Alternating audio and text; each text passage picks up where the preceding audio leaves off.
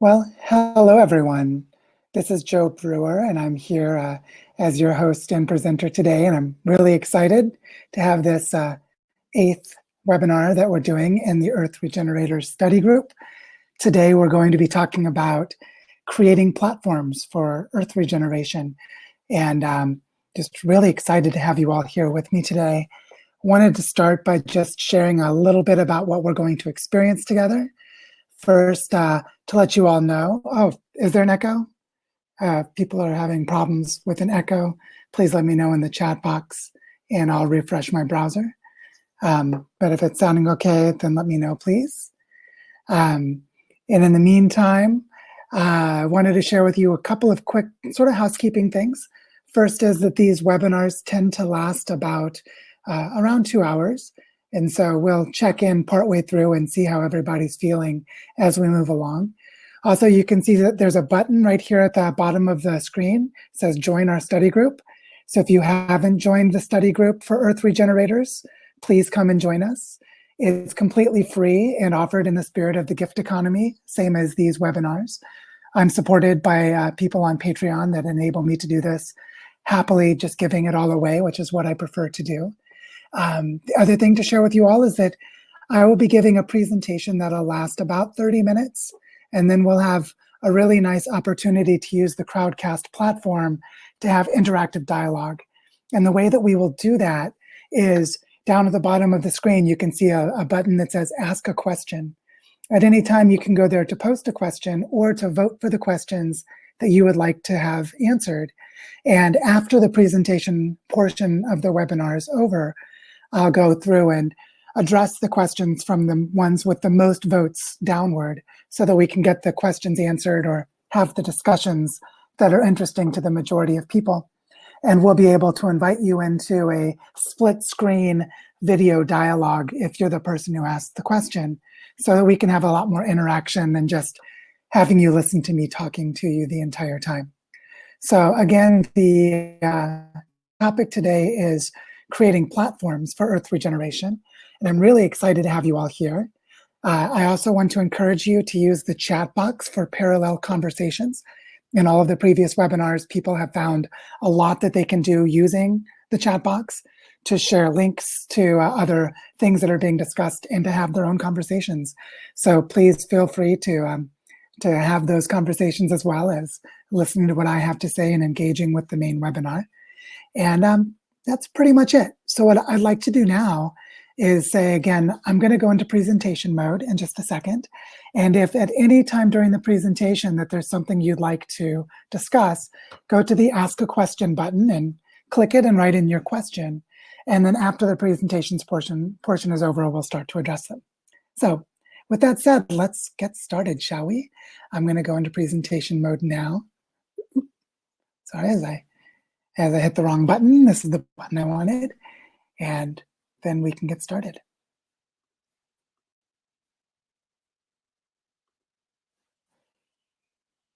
And so now here we are, the presentation. Today we're going to talk about creating platforms for Earth regeneration. And what I really want to emphasize today is that there are already a lot of existing platforms. And as we're going to see, that's one of our challenges. I might say that the explosion of platforms that people have created related to Earth regeneration, to me, that indicates that we haven't done our design work properly around how to create platforms together. And so the challenge that I want to address is less about creating one platform and more about how to design the emergence of platforms that achieve coherence together. And you'll see what I mean by that as we go along. So I don't really feel like I need to stress or overemphasize the urgency and seriousness of our situation, that we really need to figure out how to cooperate at planetary scales. And that's really the topic of the discussion today. So with that in mind, let's get right in. I want to say that the framing that I have for this is as follows. Our fundamental problem is this. There are literally thousands of efforts to regenerate the Earth, but they're currently organized around what I would call social niches of human organizations. And we'll see what that really means in a moment, but for now, just think that people are working within the organizational frameworks of their own organizations and their own local contexts, often without awareness of how they can collaborate with or co-create in parallel with other organizations and other projects. What we really need to be doing, though, is organizing our efforts around landscapes and ecological functions. And there's not a direct mapping. It's not that the way we've organized human institutions is already structured around landscapes and ecological functions. It's quite the case that, for example, we have nation states that don't really care at all about ecological functions. We have other kinds of provincial, municipal, or smaller scale governmental boundaries. We have nonprofits with missions like doing things related to affordable housing, whereas others are working on nature conservation. And so they work at a thematic level, but not at a landscape level. So there's a lot of ways that organizations are structured now where it's not really clear how they should work together. And this is the fundamental problem that we need to address. The other thing I want to say is that there has been an explosion of regenerative projects around the world, thousands upon thousands of them. What I'm showing here are a couple of maps. The one in the top left is the shortlisted projects from the Lush Prize, which is a set of regenerative projects that compete for funding and for kind of entrepreneurial support. And below them is a picture of all of the eco-villages in the world. And the image on the bottom is a map of regenerative projects that have videos describing them that are hosted by the Buckminster Fuller Institute. Now, what's really interesting about all three of these maps is that none of them tell you how these projects relate to each other, what kinds of supports they have for themselves or they might have to collaborate with each other, and whether or not they're aligned around higher level goals. All we can see here is that there are a lot of projects. And this complex interdependent pattern of relationships is what actually matters. So as we think about platform design, we need to get into the questions of what are the projects that exist? How are they organized around their own efforts? How do they relate to each other? And what needs to be done to make it possible to manage this incredible complexity? And there is too much complexity. The human mind is not really capable of managing the range of possible relationships and the diversity of possible projects that already exist in the world. So what we need to do is come up with clear ways of organizing the information, clear ways of organizing how we can relate to different projects so that we can zoom in and zoom out and maintain an understandable way to relate to what's going on. So this problem of exploding complexity and there being, in a sense, a problem of abundance, we have too many regenerative projects to know what to do with them, is one of the reasons why we need to have better design for platforms that can coordinate and support their relationships one to another. In other words, we need a way to watch the patterns grow for every single project. We need to have a way of seeing, just like we do with this seed that is germinating and growing into a plant, that there's a coherent developmental process and that we can relate that process from one project to another in coherent ways. So there's a really important need for us to design platforms that embrace this developmental aspect of all living systems that are recognizable across all of the projects in the world, including the new ones that have yet to be developed. How do they relate to the ones that already exist? If there's a community land trust in your region and an agroforestry project, and you're creating a food bank, how do you relate to them? These are questions that are very practical and on the minds of people doing this work on a daily basis.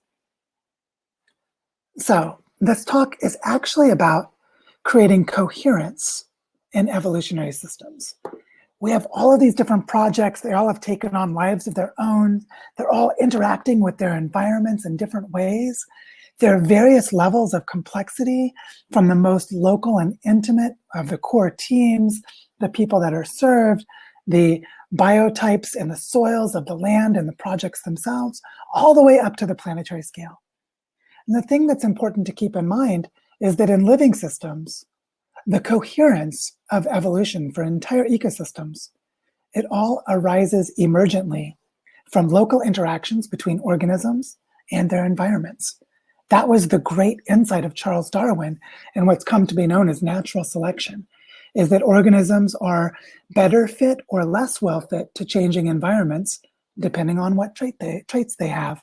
Their local interactions are what give rise to the food webs and the interdependent relationships of entire ecosystems. But they're all internally coherent for the ecosystems to function. The ecosystems do function as systems. So there's something about the way living systems do this that we need to imitate if we want our regenerative projects to be successful. Now, what do I mean by coherence in really concrete terms? Let's make this really simple for a moment. If you watch a honeybee that goes to a flower to gather pollen, you'll see that the function of the bee is to gather a food supply, the pollen that it's going to take and make its food. And yet the flower needs to pollinate from one flower to another, from one plant to another. And so the bee is the coupled relationship. So the bee thrives by finding flowers, and the flowering plants thrive because they're pollinating insects. What we can see here is that there is a reciprocal structural relationship between the organisms in the environment, and they co-evolve together in a way that is structurally coherent. So this is what I mean by coherence. The parts of the living system interact with each other in ways that make sense and that are mutually supportive for everyone in the ecosystem. If we go to a larger level, like to a piece of land, what you'll see is that one of the foundational organizing principles is the physical place itself, whether it's a lake or a pond or a coastal estuary in the ocean for a marine ecosystem, or it's a piece of grassland or a forest or a river, that there's a set of things that all have coherence at the level of the biotype, of the type of ecosystem. For example, there's a geology of minerals in the ground that are interacting with mycelium and bacteria, that are interacting also with the surfaces of the roots of plants. And all of this is dependent upon the distribution of those minerals, the flow of water through the land itself, the flow of water through all of these organisms, the weather patterns that are moving, bringing heat and cool and water. And as all of this is related to the migration of animals and the types of habitats and the types of niches that are available. And what's interesting is that all of these different pieces are interacting and co-evolving as coherent ecosystems. There is coherence at the ecosystem scale. So there's something deeply powerful about the self-organizing nature of living systems that we need to imitate to do proper systemic biomimicry, as Melina Angel, who's one of the participants in our webinar today, would say. And we need to do this as a design practice for the way we build our platforms. Now, are we doing that now? No, unfortunately, we're not. And I'm just going to give one example that really demonstrates it. All I did is I went online and found logos for 3 sustainability programs at universities. So they happen to be Wichita State, Harvard, and Oxford, but you could use any major university that you want. What you'll see is that the universities exist as part of larger consumer market economies that are absolutely structurally dependent upon fossil fuels as societies. And these universities, for the most part, are creating globalized employees of corporations. People go to university and they get a degree in order to qualify to have a career, to get a paying job working for a nonprofit corporation, a public sector corporation, or a for-profit corporation. And while these programs teach sustainability, these larger systems are destroying the biosphere. So there is a structural incoherence between the type of society that gave rise to these universities, all of which are located in large cities, none of those cities being sustainable. So there's the structural incoherence between the larger economy that these universities are preparing students for, and these smaller sustainability programs that just are no match for those larger structures. So students come out of these programs trained to do sustainability with no real opportunities to do so. There's also a life pattern incoherence of training for jobs that don't exist, or finding jobs that do exist, but don't do what's actually needed. So this incoherence is just all over the situation that these people find themselves in. This is a very widespread problem, this structural incoherence. So how does it happen? How is it that we can have societies evolve in such a way that they are incapable of having powerful projects within them flourish to create resilience and sustainability? The answer is that there is a developmental mismatch in the structures themselves. The structures of post-colonial empires that are built on fossil fuels, they have pathways of development, including things like creating really high population urban centers, transportation systems built on automobiles and other things that depend on fossil fuels, air traffic through international airports between them, making them fragile for systemic risks like the spread of global pandemics, as we're all experiencing right now. So all of these structures are developmental in the nature of post-colonial empires dependent on fossil fuels. These pathways give rise to what I would call social niches, to structured environments for how people live and work that are fundamentally incoherent with the Earth system, which is why we have an ecological crisis in the first place. The developmental pattern of cultural evolution is mismatched with these types of societies for what is actually coherent ecologically. So how does this work in more detail? It works like this. Humans evolved with the ability to create a social niche. All that this really means is that our ancestors, going back to the earliest hominids 5 million years ago, that they evolved in small groups, and eventually as they became Homo sapiens, they had shared language, shared technology, and shared culture, which means that they inherited genes like all other biological organisms, but they also inherited changed environments, that they would use their technologies and their cultures to alter their environments, and those changed environments become inheritable. Just like a beaver creates a dam, changing the structure of a river, the structure of the environment can be inherited by future generations of beavers. But also, they gain cultural capabilities like complex technologies, learning how to make how to make a carving knife with a rock, how to create bows and arrows, how to create supersonic jets and smartphones. All the technologies that we use are inherited cultural capacities, which means that these social niches that we inherit, we can build upon them in a way that's cumulative, so they can actually become decoupled from genetic evolution.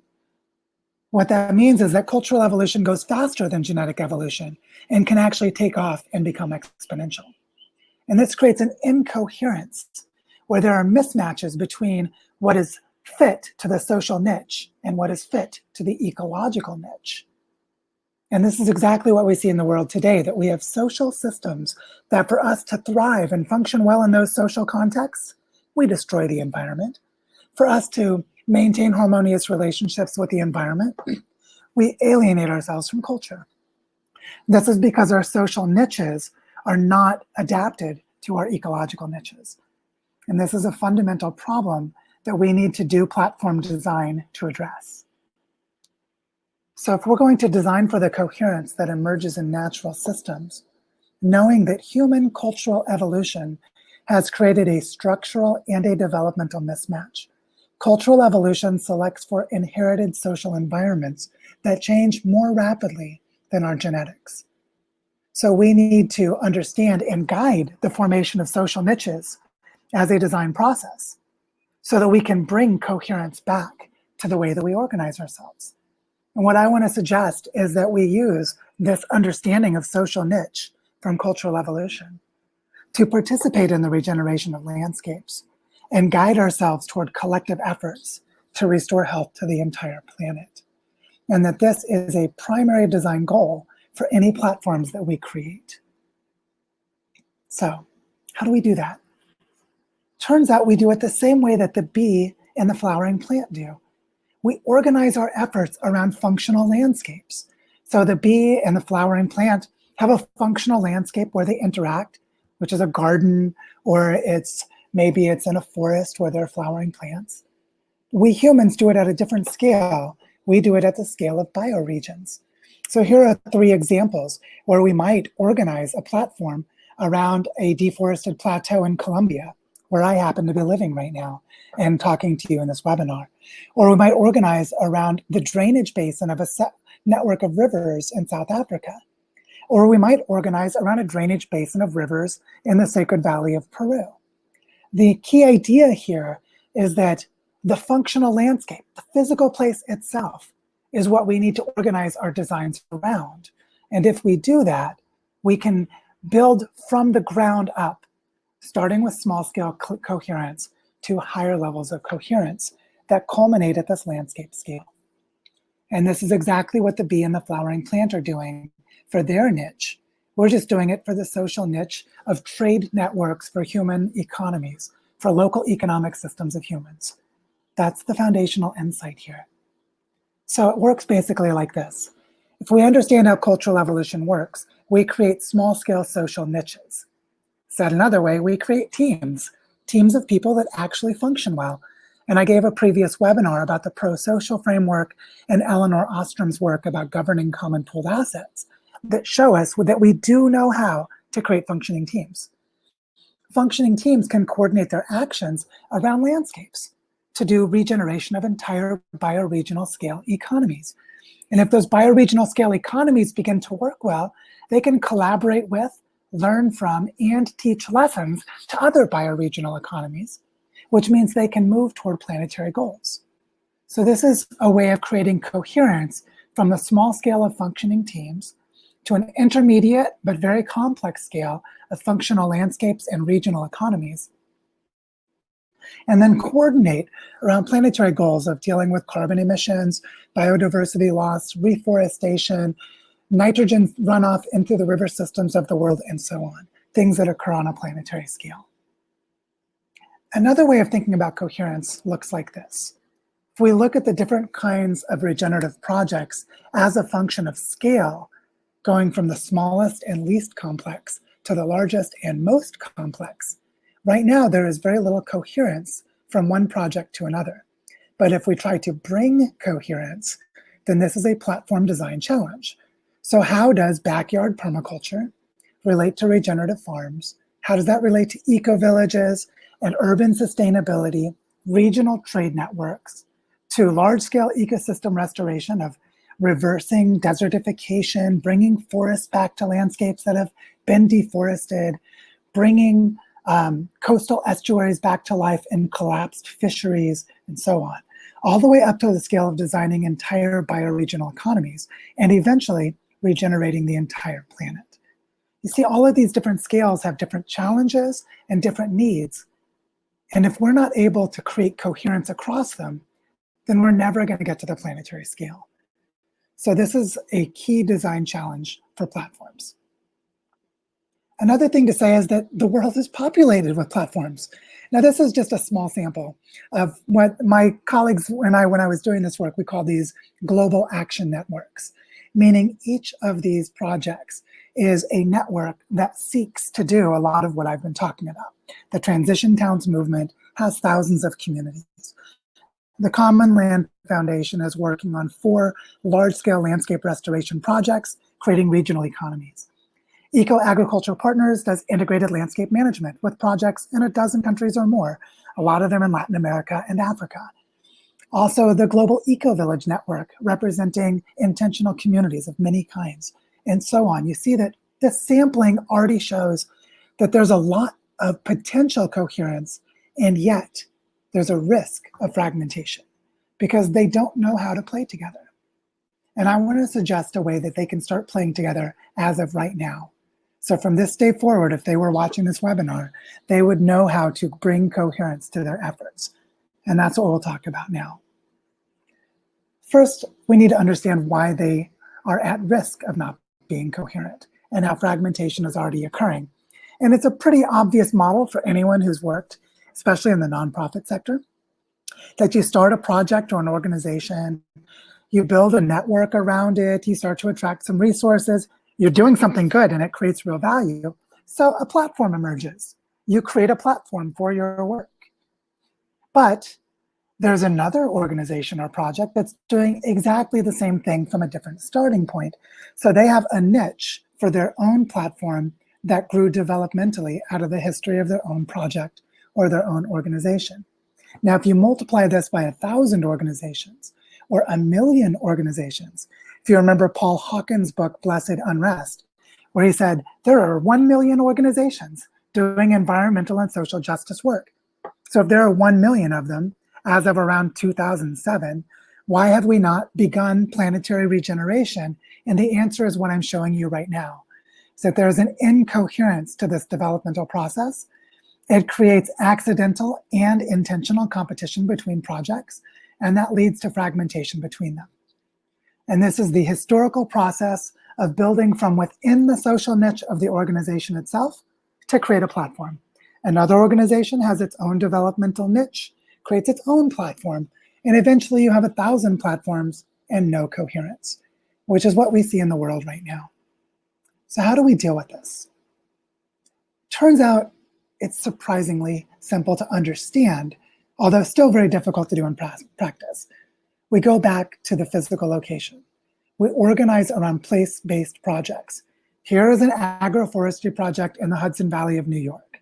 All right, here is a permaculture training center in Costa Rica. Here is a reforestation project in Peru, place-based projects. Then what we do is build learning ecosystems across those place-based projects to align them around shared goals. How can agroforestry projects learn from each other? How can biosphere reserves learn from each other? It turns out, when you look around, you'll see a lot of that infrastructure already exists. People have been developing it for decades, but they haven't been organizing it in this way. Instead, they've been developing it around their social niches. So we don't know how they should relate to each other. But if we take this as a conceptual framework, we'll see in a moment how to put it together. So we start with place-based projects and create learning ecosystems across them, organized around the geography of place. And we do this so that coherence can arise spontaneously between social development and ecological restoration, so that we can target ourselves toward planetary functions. Now, how does that work? Here's a little thought experiment.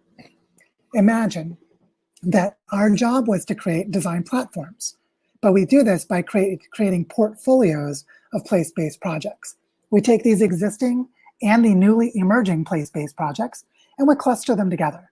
And then we ask, what support could they have together to function as a platform? But here's the key. We organize them around bioregional territories. The portfolio is, here are all of the projects in the Osa Peninsula of Costa Rica. Here are all the projects in the Salish Sea of the Pacific Northwest. Here are all of the projects in the Gulf of Maine in New England, and so on. We organize the portfolios around bioregional territories. Then we create maps for these regions, identify and cultivate learning processes for them so that the portfolios function well.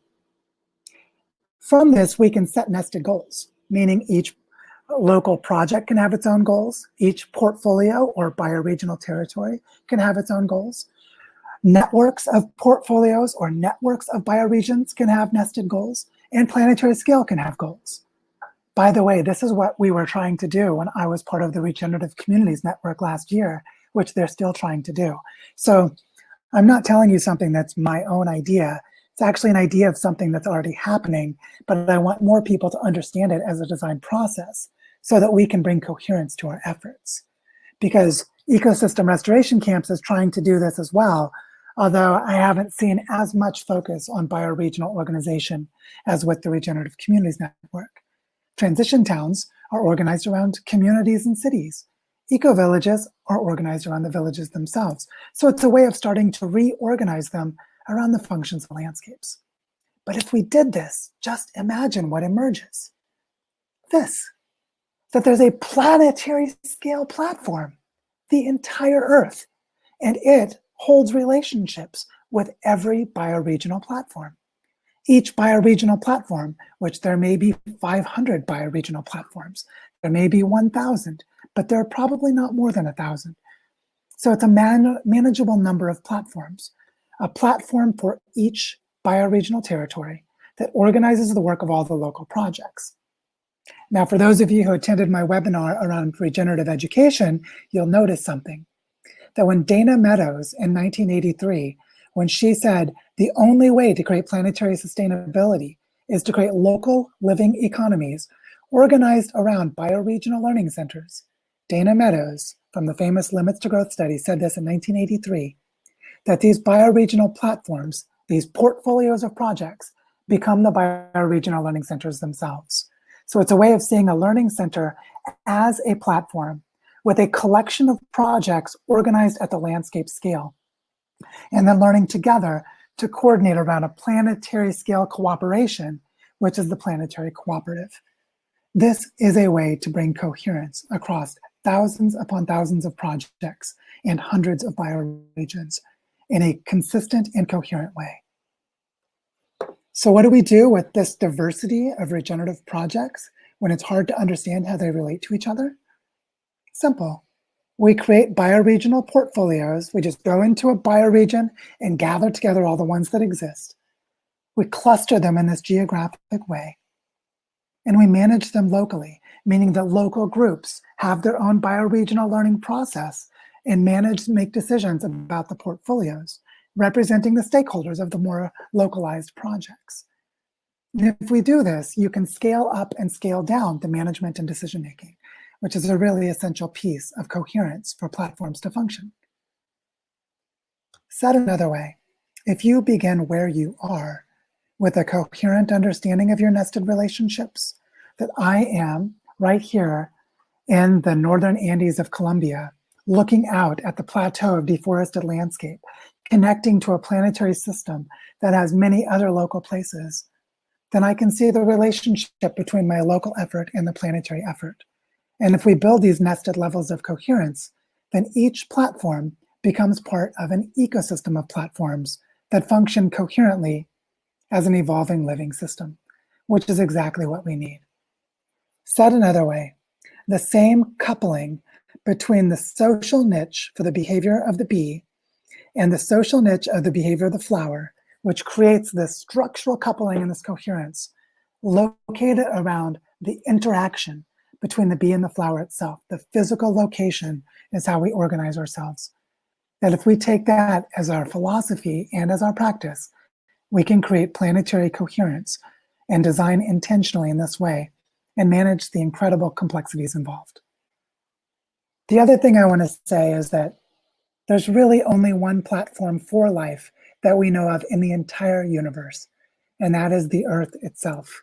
So when we talk about platform design, a lot of people tend to think of dashboards on their computer and digital infrastructure with a smartphone and an app, and those are very important. We need to be designing those.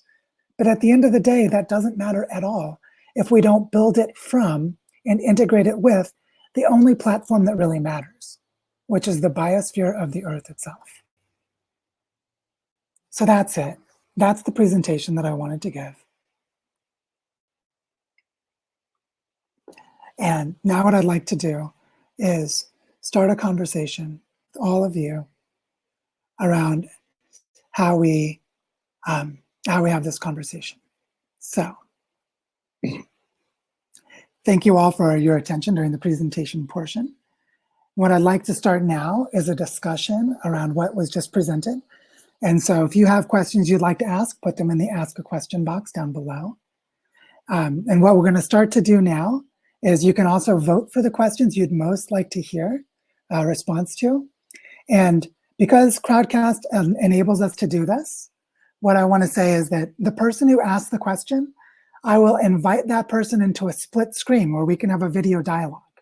And then we can actually talk about the question and have a discussion around it.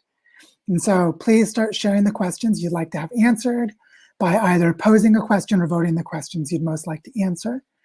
And I see right now that Melina has asked the first question, which is wonderful, the one that has the top number of votes for the moment.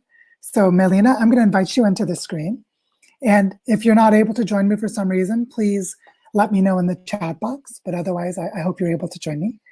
Melina is asking the question, how to overcome competition for resources, which is such an important question. So Melina, I'm so glad you've asked this.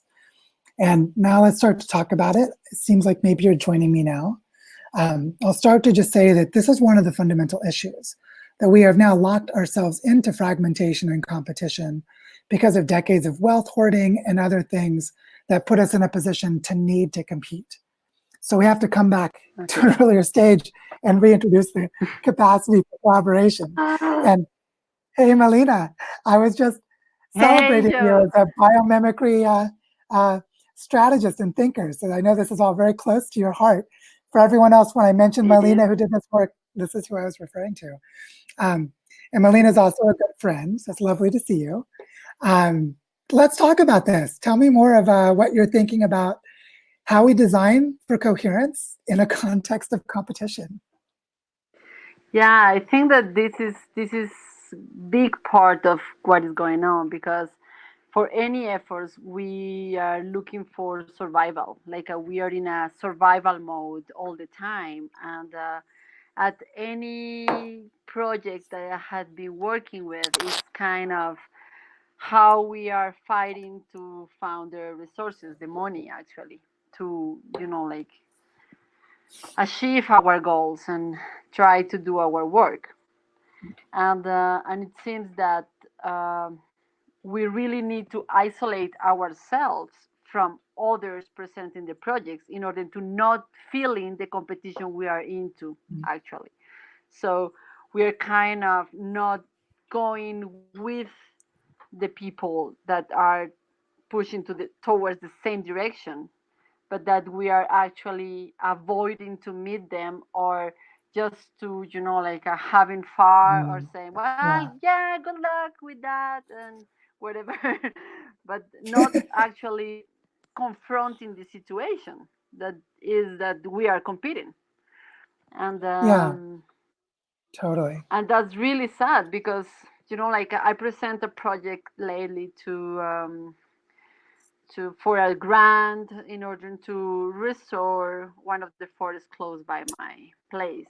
And when I was seeing all the projects competing for that amount of money, it was really sad to see that they had to choose. Like it's like we need to support all of these projects, and I think that this is something that we really need to put on the table, Yeah, openly. absolutely. And I think that to overcome this competition is kind of confronting the reality of what it is and saying, okay, are we going to Mhm. keep going in this direction, or are we like just like a hanging arms and propose another kind of funding or another kind of support that other the organizations giving money are just proposing to Yeah, us. It's like we have to reply to that offer. Like instead of just saying, we are going to present a project, we can just hang together and say, hey, there is a problem here. Like we cannot compete between ourselves. And I think that yeah, that's a big step we have to take, yeah. I think you've already and named it's not something easy. earlier when you were talking, which is something that living systems do is they create membranes. And membranes, like a biological cell has a membrane, and my body has skin as an outer membrane. And this need to Hmm. create a coherent internal identity for cooperation is one of our challenges. And that's something that's powerful about this idea of organizing around the functions of landscapes is if you bring everyone together in the same watershed, then you have Hmm. a way of identifying a membrane, at least a potential membrane that makes sense. And so it's a good place to Hmm. start having this dialogue around it's sort of like pre-competition, like how do we create the structures that support all of our projects? And I think that's a really important piece of this. Another thing I think is really important is that we often have more resources than we realize, but they're sort of not allocated for cooperation. So we don't know how to leverage the great work of this other organization because we're not even communicating with each other. And so we haven't created communication pathways to see that there are opportunities to just, I don't have to pay for this project because they're already doing it and we can work together. That requires a kind of information dynamic that is often absent as well. And so I think that this is a really, really important challenge for us to overcome. And you've really nailed something important here. And so I see this as if we can start to find a way to organize ourselves and behave as living systems, like we're all trying to manage this watershed, that's a living system, then we've already got a beginning of seeing a shared identity. And that's at least a start in this direction. Yes, Yeah. yes. But and it's and we also need going to to be, realize. Like I think that Yeah. there is something that is really important to realize for every one of us, is that when we start a process of competition, everybody is losing.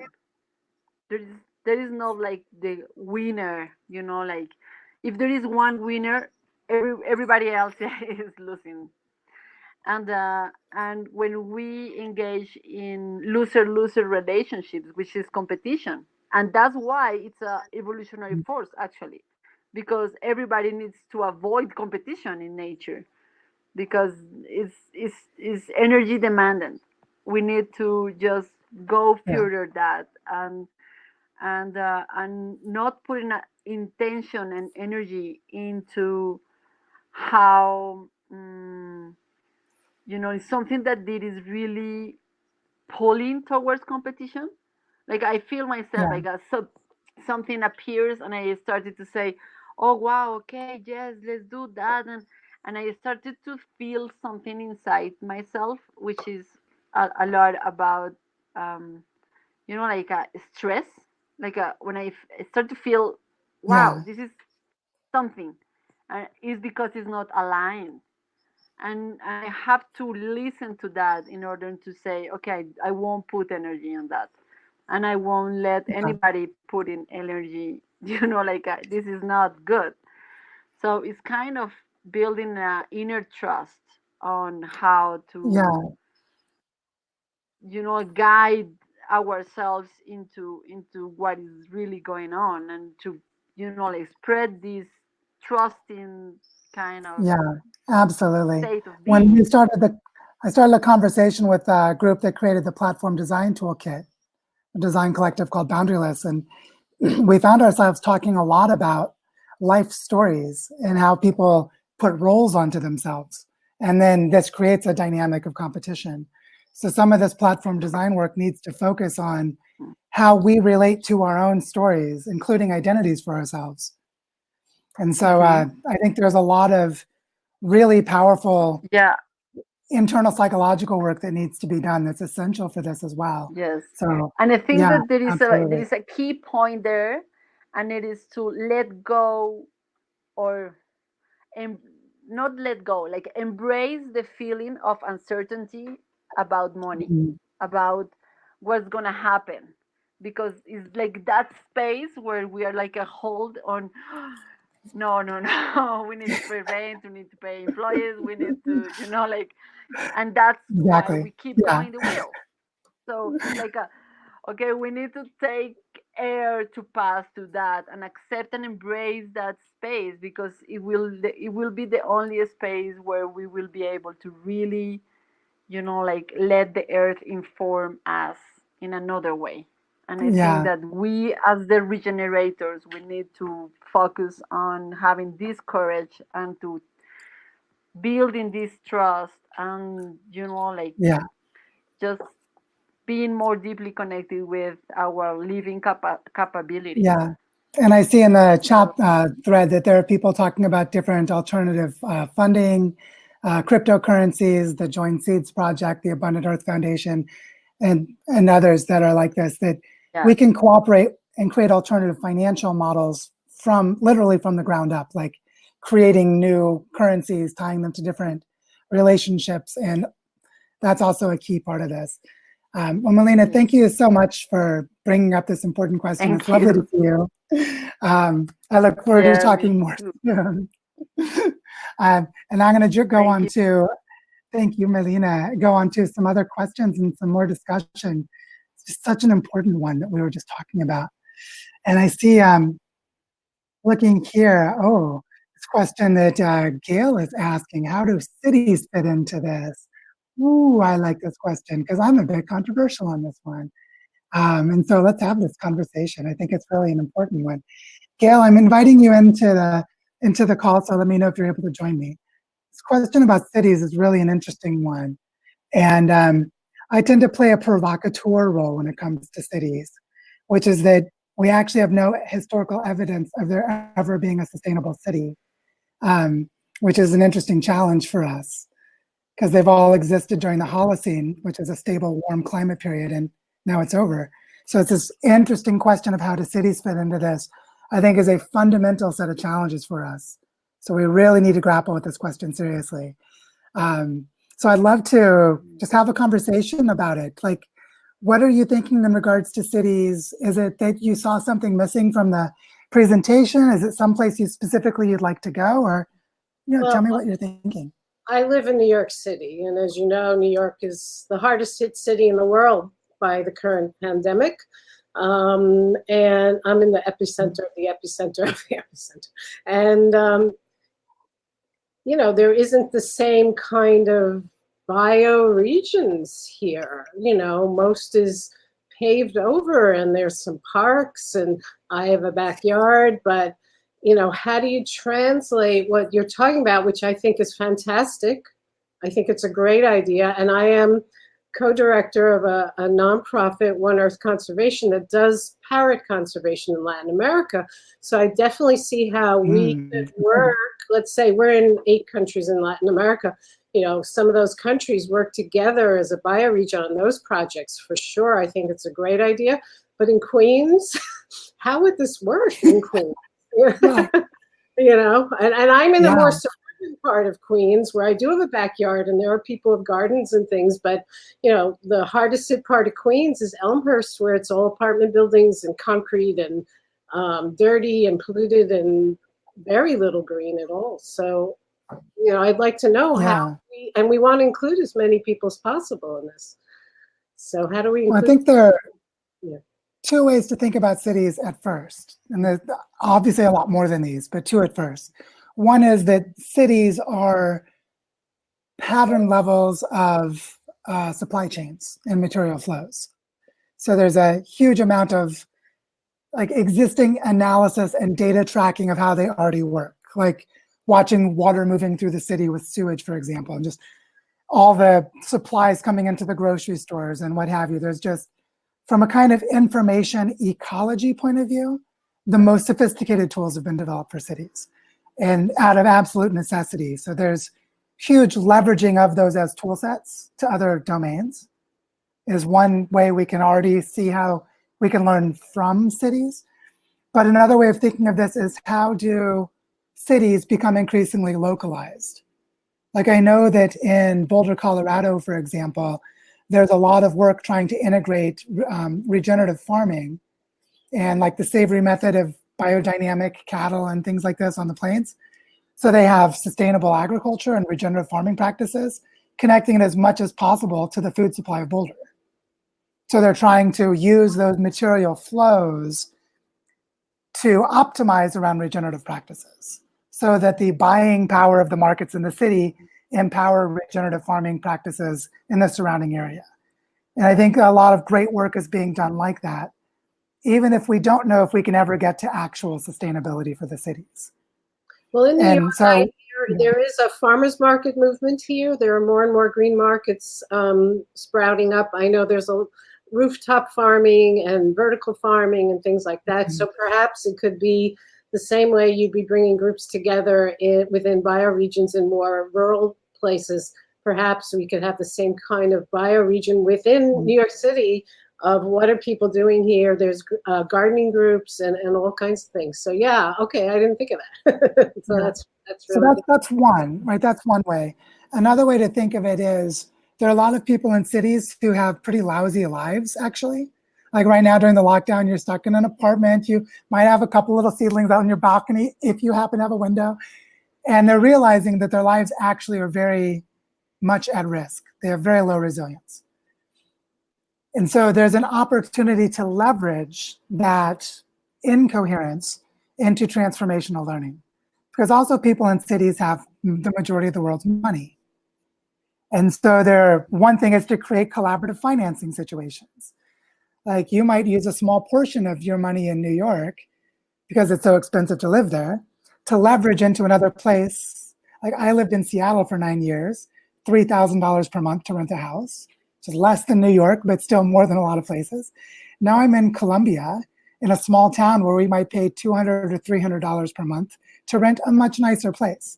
So there's this leveraging of capital from one place to another that is mostly predatory right now. But you can imagine regenerative collaboration arising quite naturally, that someone could help participate in setting aside 100 acres of land in degraded landscapes into a portfolio of regenerative projects with $20,000 or something that in the city is not much money, but in the country is a lot of money. So these leveraging opportunities are really big for cities if we think of them as ecosystems of value exchange, generically as value exchange, because it can mean a lot of different things. So I think those are two ways. I'm sure there are more, but those are two ways we can start to wrap our heads around this really complicated issue of cities. And I just think it's hugely important. The other thing that complicates it too is that yes, there are a lot of rich people, but there are a lot of very poor people in cities too. New York alone. So, you know, and yet we want them to be involved as well, and they need to learn about this as well. So how to bring them in, because they're not going to be able to come up with $20,000 for a project or something like that. Right. So I gave a webinar about the Earth Regeneration Fund a couple weeks ago. And the key idea is that land should be removed from the private speculation market, which is the foundation of gentrification. So if land is placed into community land trusts and no one can ever buy it again, then all of the value improved on the land can be redistributed in various ways. So right now, the primary game of wealth hoarding is speculative land projects.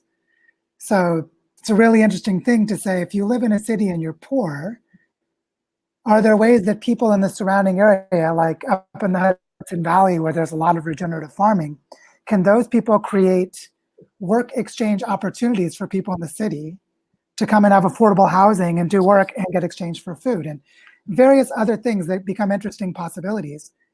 Here in Colombia, they call these solidarity markets. It's just the generic name for any solidarity network of mutual aid. You can start to imagine how that is possible if you don't have to worry about someone selling the land on whatever you produced on it. You build this value and someone sells it 10 years down the road, people won't participate. But if it's in a community cooperative structure, then it's easier to trust for the long term. So I think a lot of the structural inequality issues, first of all, they're fundamental and huge. But the solution in many cases is liberating land from speculative markets. Sort of a surprising turnaround. But there are interesting models for this. Yeah, it's a huge challenge. Thank you, Joe. It's like so much to talk about on this. It's a huge topic. So Gail, thanks so much for asking the question. And I know you and I need to schedule a time to talk. Yeah. So this is like a teaser conversation for us. But thanks so much, and it's lovely to have you here. Thank you. And I'm going to jump on to find some more of these lovely questions and conversations because these are all so juicy. Let's see here. Let me jump back into here where I can actually post the question there it was, since I don't answer it. All right, so the next top voted question I'm seeing is by Bodwin. Yes. Here we go. No, it's or is there a tie? Okay, it looks like no, the top question at the moment is from Jill. So Jill has this question, and Jill, I'll invite you into the chat, to the video. Jill is saying, regarding educating children here in Scotland, we have two main schools with focus on young minds, nature, creativity. These schools are Montessori, both are fee-paying schools, both are popular. How do we educate young kids this way on a global scale? Well, Jill, as you know, this is something we're grappling with because we have a 3-year-old daughter and we're actively trying to innovate solutions. So this is near and dear to my heart. So let's talk about this, Jill. How do we bring children into this? What an important question. Tell me more of what you're thinking. Well, firstly, can you hear me? Yes, I can hear you. Yeah, okay. So, yeah, there's, I live just outside Edinburgh and in Scotland, and there's a couple of schools which are private schools, which are very based on nature, spirituality, well-being, and although the government paid schools do this kind of education when the children are very young, it drops away when they're a bit older, and there isn't a focus. There is no focus on it as the kids become older. And I'm thinking, as I've heard you talk about in the past, it is really, really important that we have young people, very young people, learning about horticulture and regeneration from a really young age. And they're at the moment, it seems to me that we're kind of doing this work just now, but there seems to be a huge gap between generations. Like, for example, I'm digging my garden and planting and doing all sorts of things, and we've got some new neighbours who've just moved in, and they've got a young family, and they've just filled their garden up with big plastic toys. Yeah. And I totally understand it's really difficult to avoid plastic when you've got a young family, but they've got a big garden, and I'm like, yeah, it'd be really great if they could start teaching their kids. And I'm just thinking about all these generations of children. How do we teach them on a global scale, when the money needs to be coming from government to teach children this? And I just don't see that governments are really influenced by this. They seem to be wanting to end the lockdown, for example, to get economies going again. And it seems like that we're having to fight a huge system. And so it was just a question I wanted to put out about how do we teach children? Yeah, one of the things about public schools and private schools around the world is it relates back to gentrification and property, that the best schools are the ones with the highest property taxes. And you definitely see this in the United States, that zip code or the postal zone is the #1 indicator of quality for schools, because public schools are funded by property taxes. And so you end up with this really strange situation where the very dynamic of structural inequality in societies is then reinforced through the quality of schools as a direct wealth transfer of people affording to live in the places that then put their kids in the better schools. So that's one thing that's happening. That's a big problem. Another thing that's a big problem is this structural mismatch, like I was talking about during the presentation. The way we structure work life, where parents go to work and the kids get sent to daycare and get sent to school, it breaks apart families, it breaks apart communities. And what I've gone back to is there are two elements of indigenous education. And what I mean is any hunter-gatherer society or any indigenous culture has two elements of education that are always present.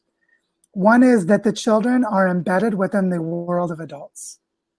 The children and the adults are not placed in separate buildings, and the adults are doing the adult things and the kids are doing the kid thing. They're all overlapping. And that's a key part. The other piece is that the kids are interacting across age levels. And they've actually done research that most of what kids learn, they learn from older kids. And most of the deep skill that kids get, they get by teaching younger kids. So this relationship of older and younger kids teaching and learning together is actually where most of learning happens. It's not an adult teacher teaching the kids. And so these are two elements of indigenous education that are always present and that I think we could bring back in a powerful way. And the way to do it is to organize these regenerative practices that we need to put in place around a different kind of home economics. You think like back in the 1950s when people were learning how to sew or how to cook or things because they'd lost that skill because of World War II and a lot of women went to work in the factories, that there was this education to teach people how to be homemakers. And of course it was very gendered and directed toward women at the time. I think we need a regenerative home economics, that families learn how to make their own textiles, how to participate in growing food, how to ferment and preserve foods, how to buy things that come from local materials that they know are not damaging to the environment. and also to create those Yeah. things as skills, and the kids can be a part of that. Uh-huh. Well, I've noticed because we're in the lockdown here and we're about nine or 10 weeks in, is that families are spending lots and lots of time together. So you see fathers out cycling with their boys and families together in the countryside, and parents spending time with their children, getting to know them, and the children bonding properly with their family, and people starting to bake together and cook together, and local shops being used much more, and people starting to do much more planting and seed exchanges and plant exchanges. And what is really comforting is that a lot of these things are just happening on their own. Nobody's really having to get particularly organized to do them. We're just doing it on Facebook, and that's really encouraging for me. And maybe kids will start to learn from their parents, but their parents have to learn, and there's a big gap there as well. How do we teach parents? The idea of coherence, like the bee in the flower. There's a coherence around parents with their children that are spending time together. That it doesn't always emerge, but it's hard for it to emerge without there being the time together. One of the things we're trying to do in Bodhichara is blend together homeschooling with a nature-based outdoor school together with regenerative practices for local economy.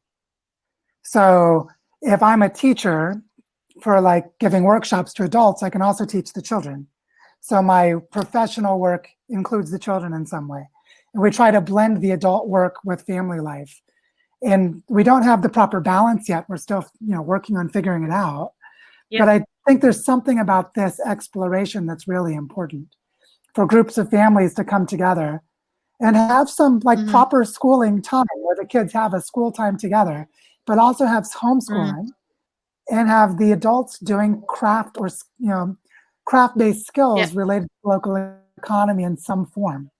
And then the parents can be teachers to the kids in a diverse way. And so I think there's... And how was that, how did you kind of set that up in the first place? Well, I actually didn't set it up. There's a family here that set it up, and we came and joined them and became part of it. So there's this family, Felipe and Alejandra, that have 3 small children. And they came here where there's a community food forest. And they started helping with the food forest. And they have deep ecology and educational backgrounds. And they just started inviting other families to bring their children into the forest to learn things about nature. And then a couple of parents said, this is better than the alternative school or the public school. Can we do homeschooling together? And we started to, in a permaculture sense, just practice with the patterns. And that's how it's forming right now. Because of the breakdown where this town is based in tourism and tourism is broken, there's an opportunity to innovate different economic models, which is how we're trying to take it to the next level. I don't know if we'll succeed, but that's what we're trying to do. So I think this way of thinking about nested levels of coherence, the family is one of the foundations. If you're going to the really small scale, you need coherent family patterns, coherent community patterns, coherent landscape patterns. And then you get to the regional economy and the bioregion and those other things I talked about in the presentation. This is another piece of it. We need coherence in the families and communities as well, just part of the design process.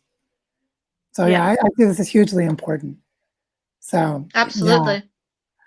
Yeah, thank you for bringing it up. And it's lovely to talk with you again, Jill. Thank you for being here. Yeah. Okay. Bye.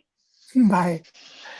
What I'd like to do right now, because we've been going for about an hour, is just take a quick poll and see how everyone's doing. And then we'll continue. So the question is, how does everyone feel?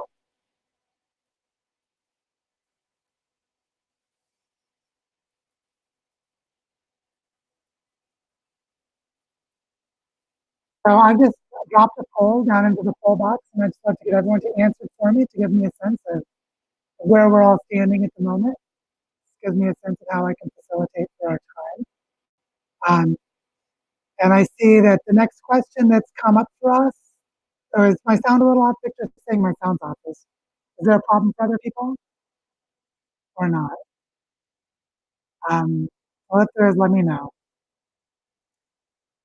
And what's interesting is Victor's the one who's going to do refresh, but Victor's the one who's asked the top question at the moment.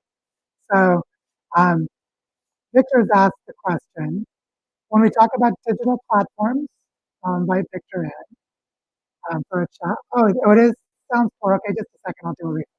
I usually fixes this.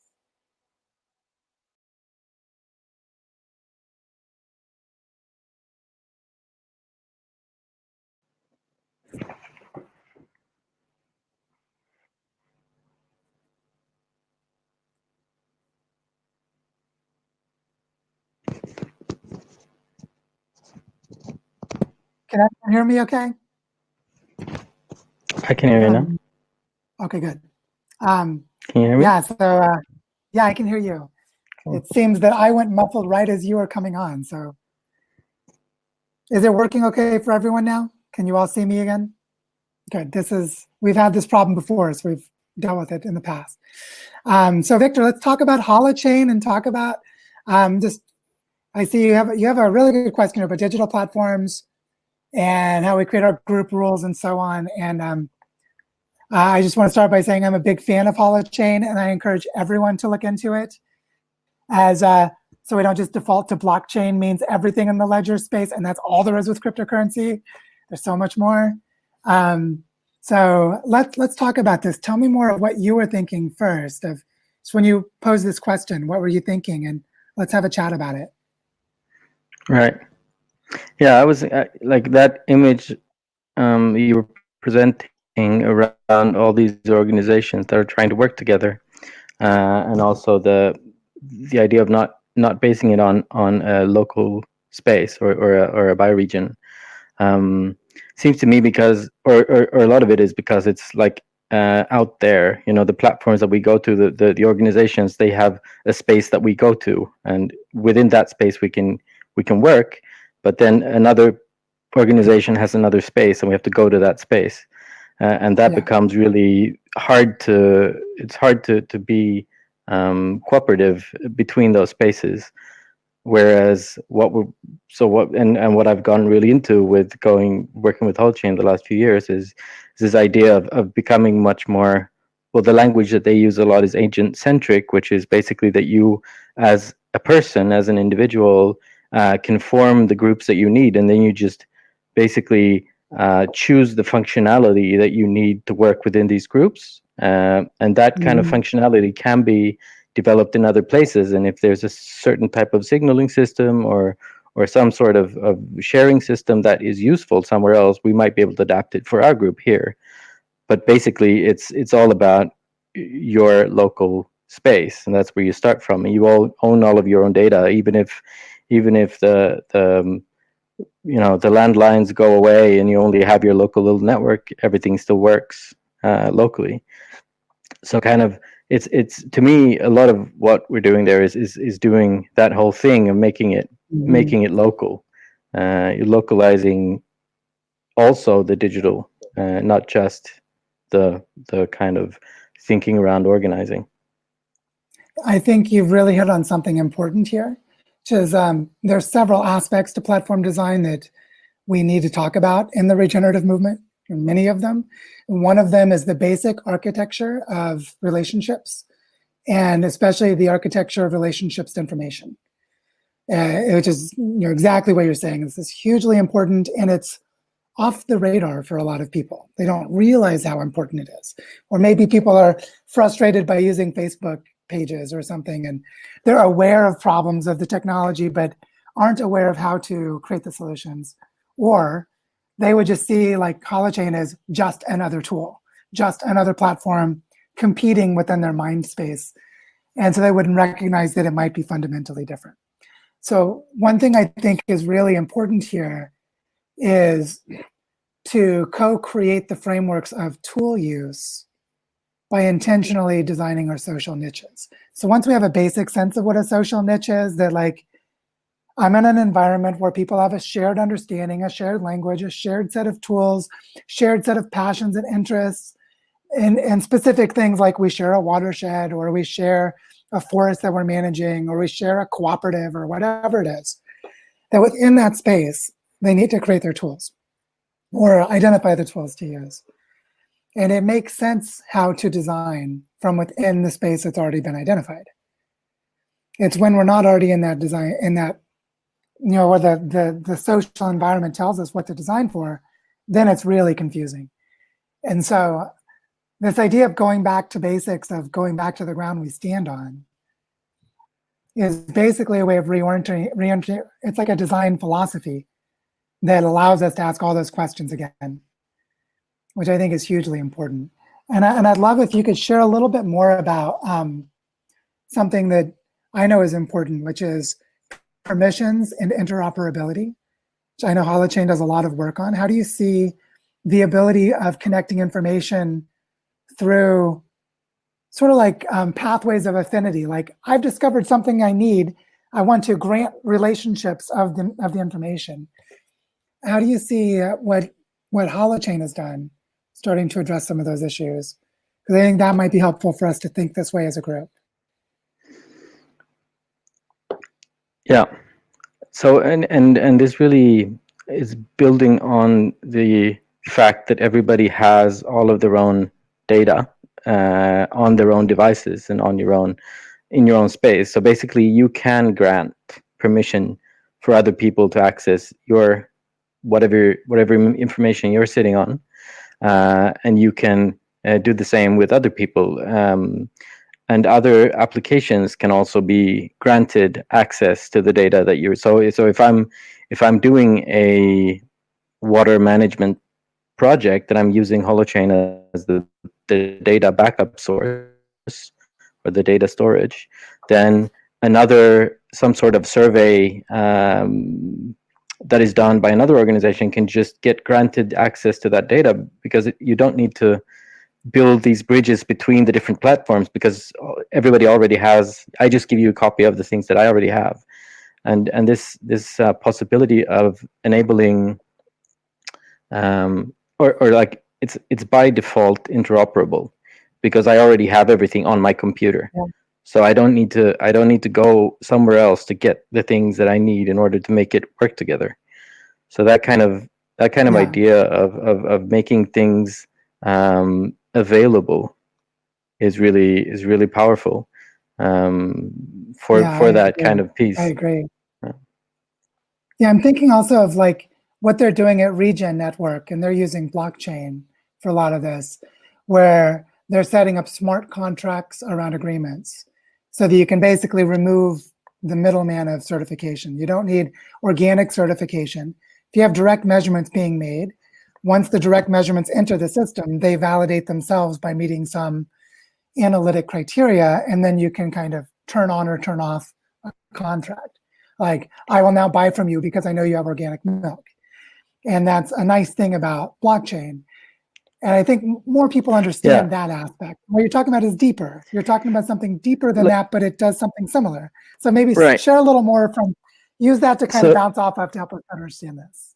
Right. So one of the main things is like it makes the entire digital space relational. So basically my competency in another person can be transferred between all of the different digital spaces that I work in. So you don't really, like, if I can vouch for a producer that a producer has good practices, good animal practices, good using regenerative methods, and somebody else trusts my experience to evaluate that can now be there. They can piggyback off my evaluation. So all of the kind of trust building can happen much more quickly, because you can bridge all of these social spaces and use the same trust networks. So you can build a lot more coherence. Yeah, I saw that Magenta asked a question in the chat box of can non-programmers use it now, or is it too early in development? And maybe you can answer that better than I can, because I haven't kept up with it recently. Yeah, I think it's a good it's question. still, yeah, it's like the first.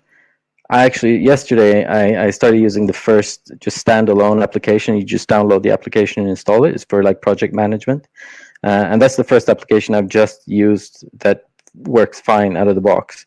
So it's just starting to get released now, but there is still Yeah. a very small portion of finished or interoperable applications. So I'd say it's probably Yeah. another half year to a year until it's like many of the functions that we need are out. Yeah, that's helpful to know for all of our thinking about timing and what tools we might use. I was also thinking about what you said about using proxies for trust and being able to just move trust around in the system after it's been validated, how that helps address Melina's questions about what she was describing about funding and competition. And this actually can play right into that space in really powerful ways. And just wanted to name that as those kinds of challenges allow us to think differently using these tools, which is really helpful. So that's another thing about doing platform design now, even though a lot of platforms exist, is that we can think about how to leverage the platforms, like thinking of Holochain as a development platform or something. It should be a place where it gets confusing. How does it become coherent with this? Well, one way is helping bring trust around relationships so deals can flow, so that scarcity and competition doesn't arise. That's one way to think of it, is that's a possible domain of application for it, where a platform coherence would emerge. And we need these platform coherences to emerge because now they're not, or some are, some aren't, but not enough. Is maybe the accurate way to say it. Victor, is there anything else you wanted to share before we jump to the next question, or how are you feeling? No, I'm pretty content with that. I think it's just, I'm very excited about this point of time where we're at, because it feels like we're just at the space where we can start actually using it. I've been around this for like 3 years, and it's been so frustrating to have the idea and to understand how it's going to work, but not being able to use it. So yeah, I just want to say that as like I've been seeing it half a year away for a long time, but it feels like now I've actually used applications. It's fun. Nice. Yeah, and I'm going to talk with some friends who are Holochain developers in Seattle, applying it to local food networks. I'm going to talk to them next week. So this is a hot topic. And I've followed Holochain and known Arthur and Gene Russell and a few others that are involved, known them for years. So it's a great project. So thanks for all you're doing with it, Victor, and thanks for bringing up the question. Thank you. So let's keep rolling, because this is, you can see how we can really jump back and forth between high level and specific, concrete, practical things in this conversation, which I think is hugely important. And how we have this question coming up next. Oh, okay. So Gene is no longer with the team, is what Tony's saying. Thanks for letting me know that, Tony. So I see there's a great question here by Bodwin. Is that how you pronounce it? I'm sorry, I sometimes get it wrong. But correct me when you come on and let me know. Be sure I'm doing it right. So how do you think it possible to build, by means of permaculture or otherwise, thriving bioregional refugee communities starting out on degraded soils? Ooh, Susanna, I think, is on this call, and she's actually helped do some of that. So she's probably sitting back listening. So Susanna, if you have some links you can drop in the chat box and you're with us, please do, because I know you've done work related to this. Hey, Bodwin, how are you? Nice quite well. Can you hear me? Yeah, I can hear you very well. Excellent. Let's talk about this. Like, what are you thinking about in terms of prototypes or opportunities or challenges? Like this question of refugees and how they relate to degraded land, I think, is a huge, huge opportunity for regeneration.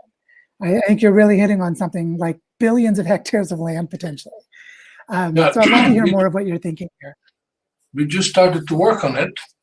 We have a project to regenerate soil, degraded soils in Africa, using sorghum as a feedstock for the biomass.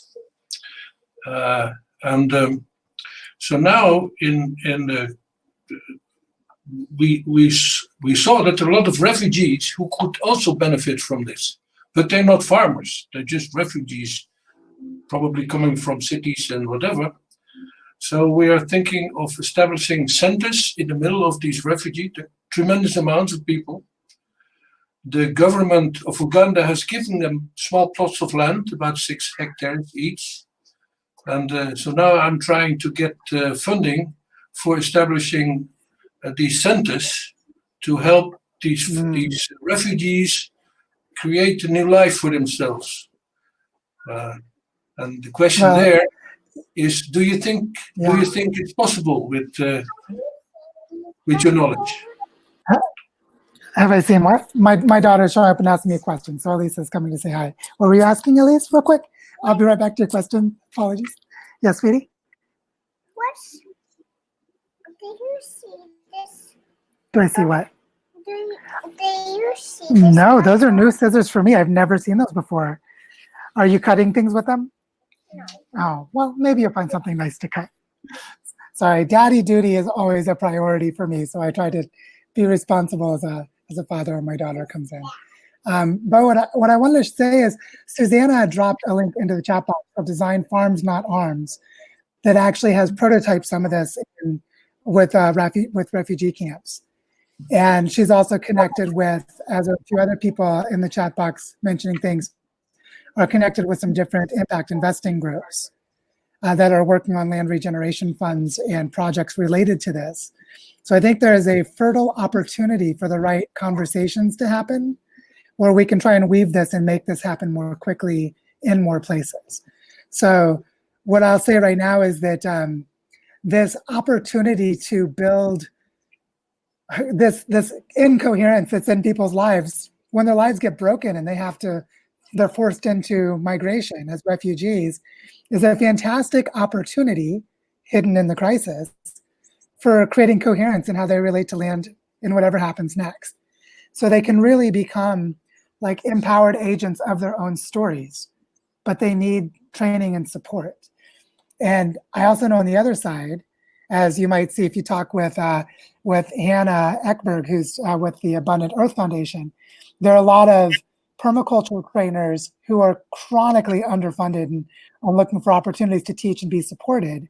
So the bridging between people who can teach permaculture, people who are now on degraded land as refugees, and creating learning programs for them, it's just right there ready to put together and scale.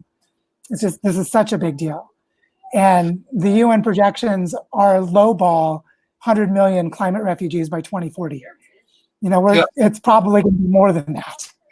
So the need to re-envision our entire global system using these processes is right here in front of us. So I just naming it. I don't know that I'm even adding anything to your question except to say this is so important.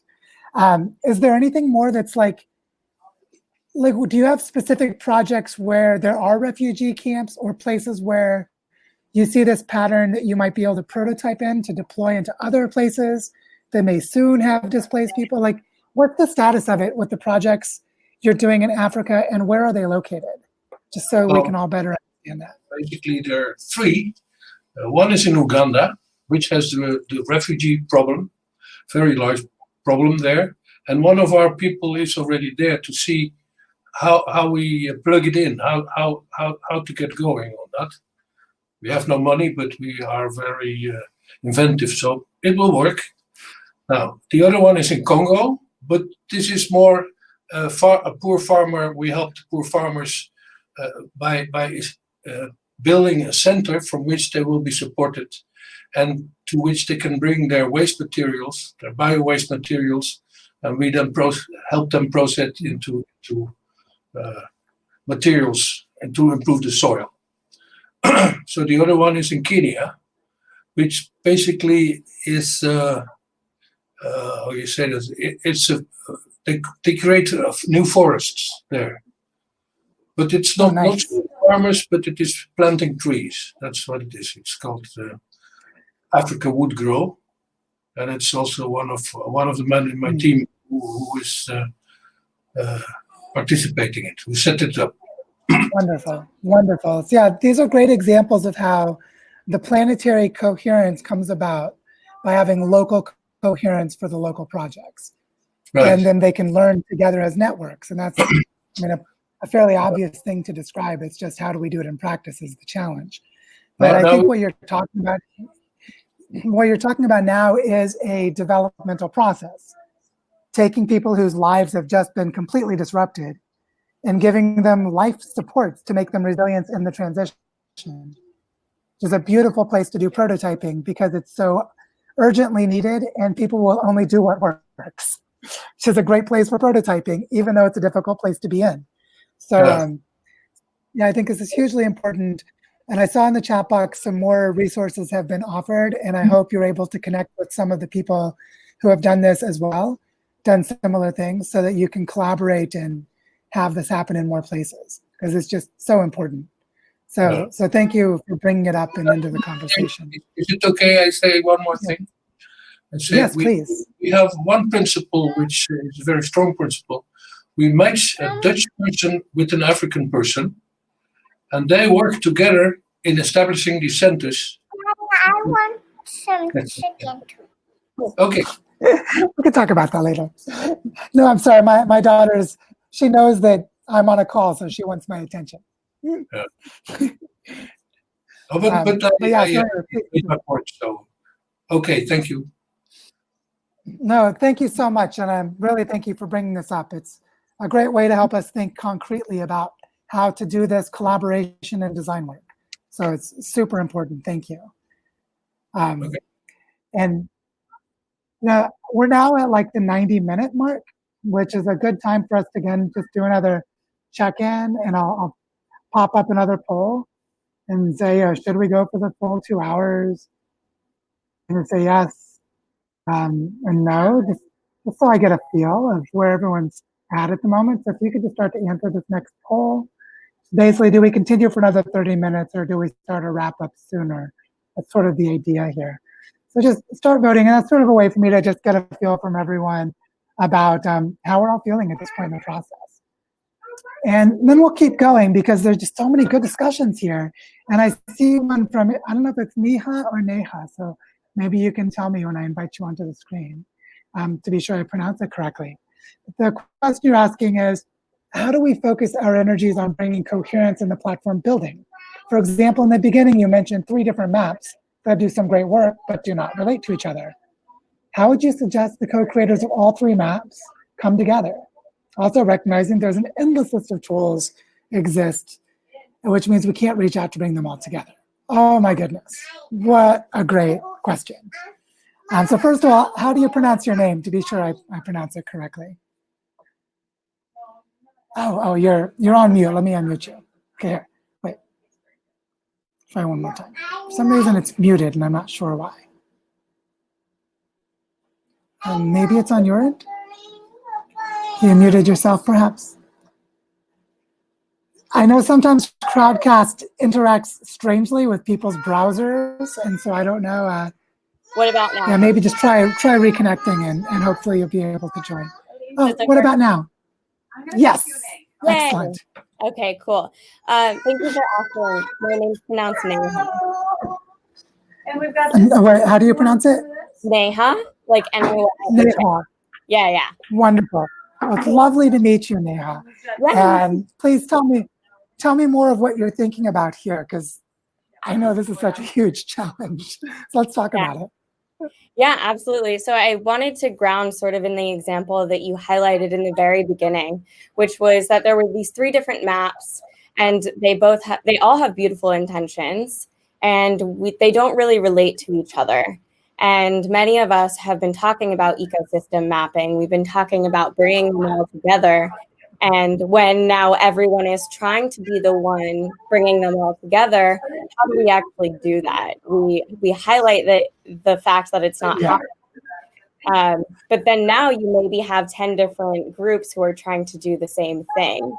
And you also don't know what you don't know. So those 3, for example, they can to each other and say, let's build a larger one.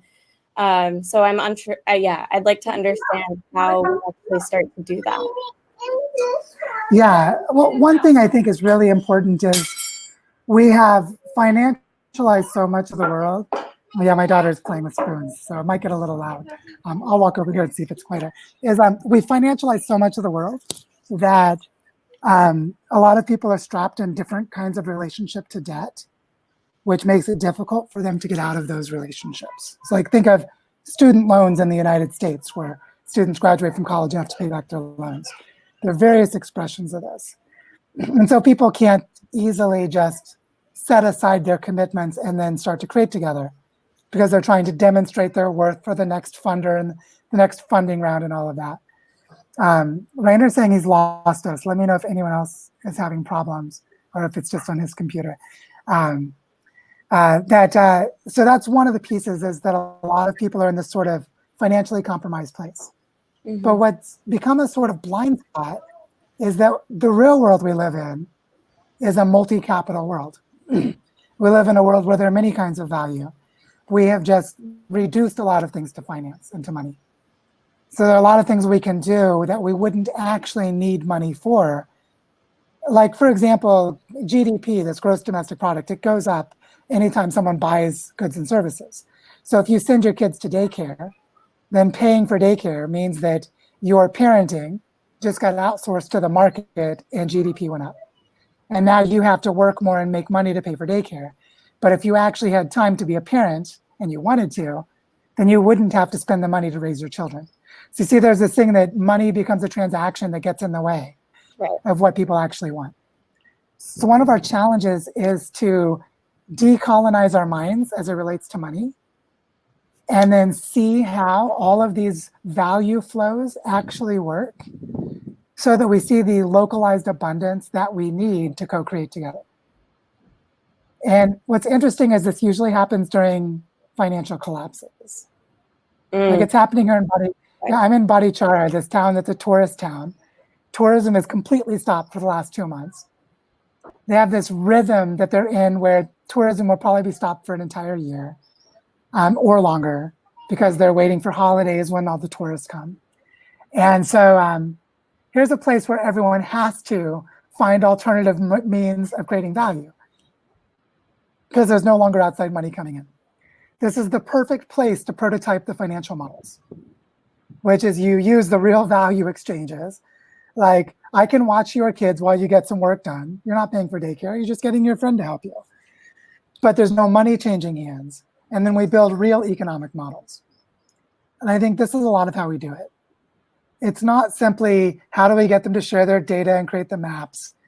It's how do we create these localized relationships of cooperation that work as functioning teams. And then, as Victor was saying, we create the technology tools for our data to talk to each other. And we start building up those mapping tools and the other things that are more complex, but it all starts in human relationships. And I think that's really the key, is the mapping that needs to be done is the informal mapping of our own value flows of human relationships. And then we build up from there in a coherent way. And that's what I see works when it works. So I'm not sure, like, how does that land for you? What does that make you think about? Like, how does that relate to the original question? It relates well. I mean, if you think of the change of be whole with ourselves, to be whole with others, to be whole with the world, it really does start with mapping your own ecosystem and making those value flows transparent.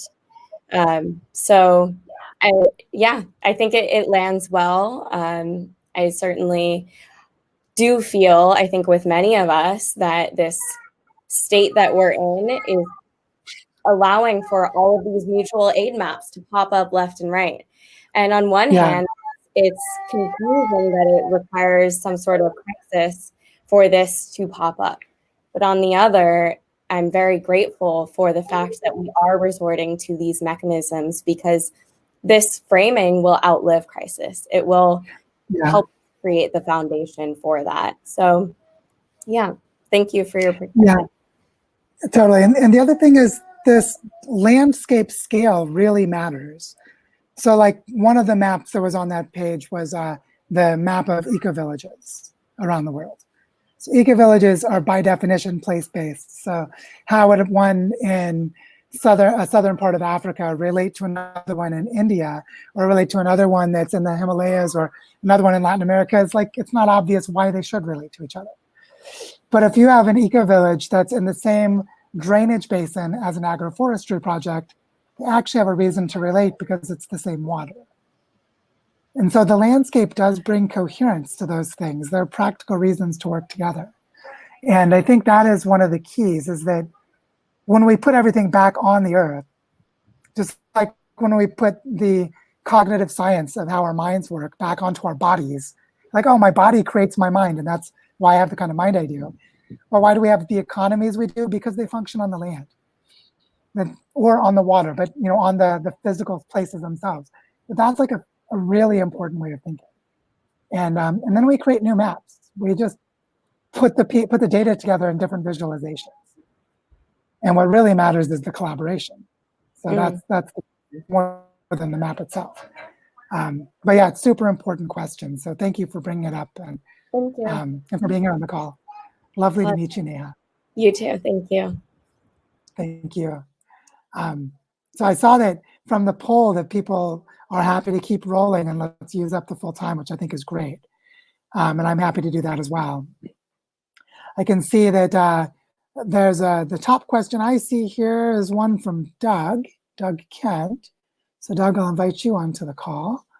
And the question Doug is asking is, competition is a natural part of evolution. It's not inherently bad. Is the problem something like the cultural incentives about how we compete and that make us so incoherent?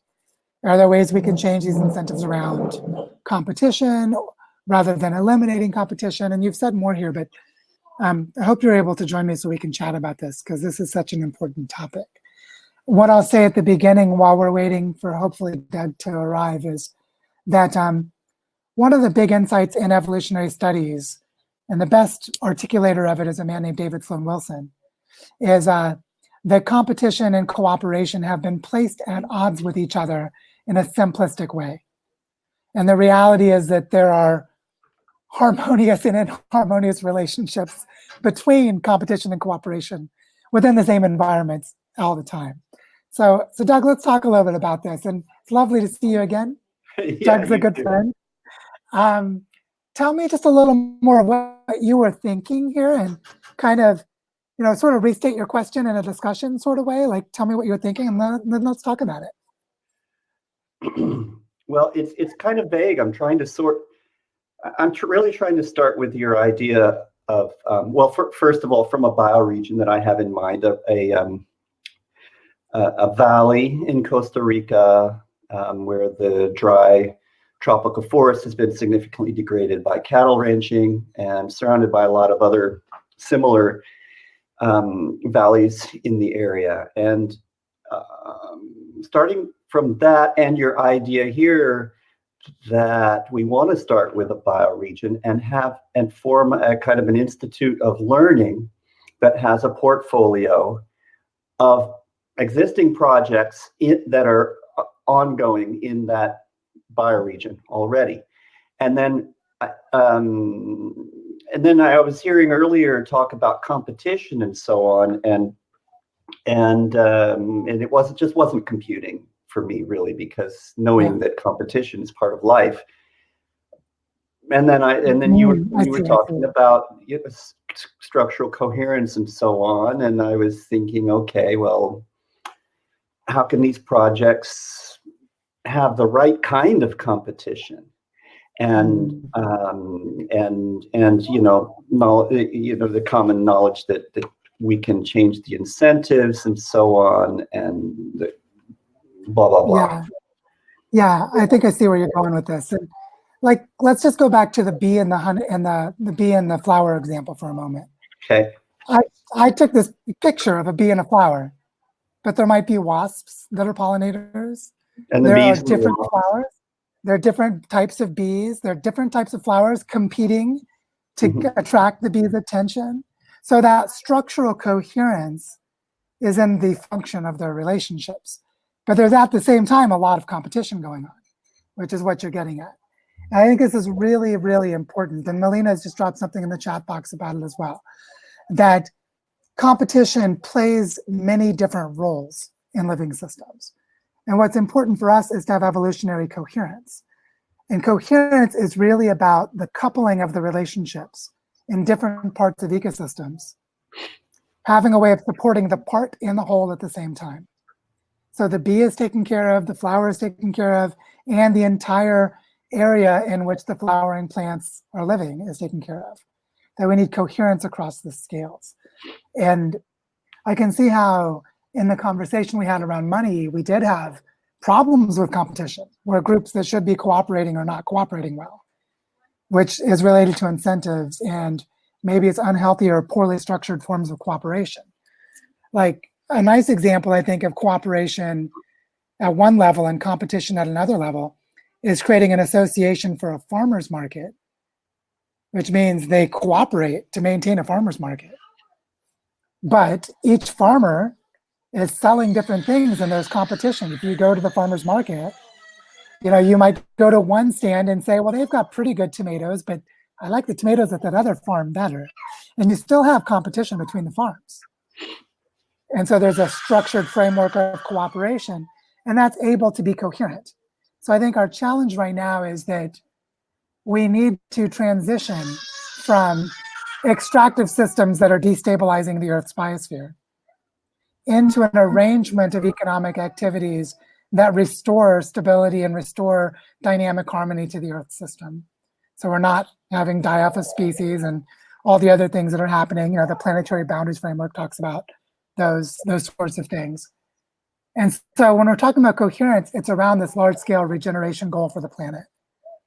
That right now we lack that coherence, and we need to, like, the topic of incentives becomes a meaningful topic for design. We can ask, how do we design good incentives? If we know that we need this multi-scale coherence. So if the design requirements include bioregional economies need to emerge and function, and planetary health needs to be restored, we need some kind of agreements around what planetary health is, some kind of agreements around what a bioregion is, what a regional economy is, what regenerative economics, like there's a level of coherence. What it means to, agreement on what it means to thrive. Yeah, exactly. And to do that across the scales, right? Like we need coherence across those levels. Once we understand that that is a design space, the discussion of incentives makes more sense. Because then we can work within a specific food system, within a specific bioregion, and say, how do we structure healthy competition around bioregional coherence? Right? Like you can ask that question, and you may not know the answer right away, but it gives you a way to frame the question concretely. And I think that's where the coherence aspect of this is so useful, is that we have nested levels that need to be coherent.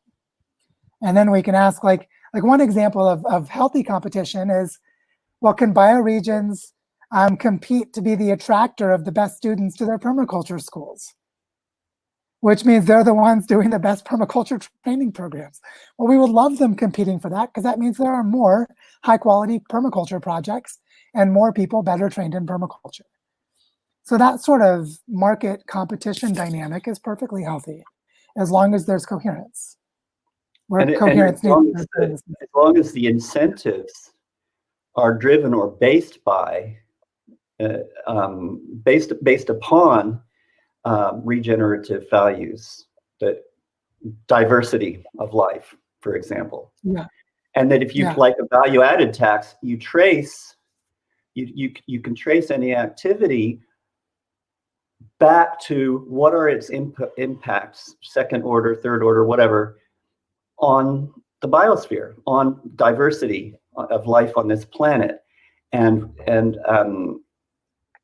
so the value of any activity or product is based on, its impact in those terms, and that anybody who's engaging in activity is rewarded in some way as a measure of that.